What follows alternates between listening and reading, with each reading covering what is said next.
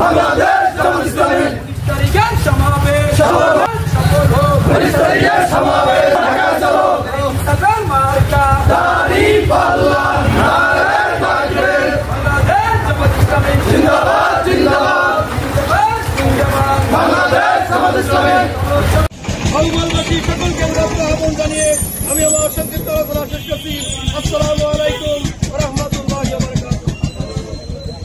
বাংলাদেশের ন্যায় ও ইনসাফের এক সরকার ব্যবস্থা চালু করতে হবে। সরকার তারা নিজেদের মার্কা, নিজেদের দলীয় প্রতীক এবং দলীয় রেজিস্ট্রেশন প্লেটার বাতের অধিকার নিশ্চিত করতে হবে।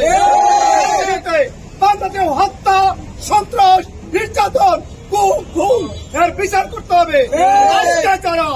আজকে যারা উপযুক্ত শাস্তি প্রদান করতে হবে এবং বাংলাদেশে ন্যায় ও ইনসাফের রাষ্ট্র হিসাবে একটা কল্যাণময় রাষ্ট্র হিসাবে পরিচালনা করার জন্য আগামী নির্বাচনে কার্যকর মাধ্যমে আপনারা ভোট দিয়ে তারপর একটা কল্যাণময় রাষ্ট্র গঠনের সিদ্ধান্ত নেবেন, এই আশা পোষণ করে আমি আমার বক্তব্য শেষ করছি।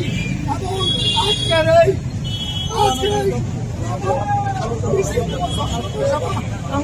সমাপ্ত করছি। আসসালামু আলাইকুম।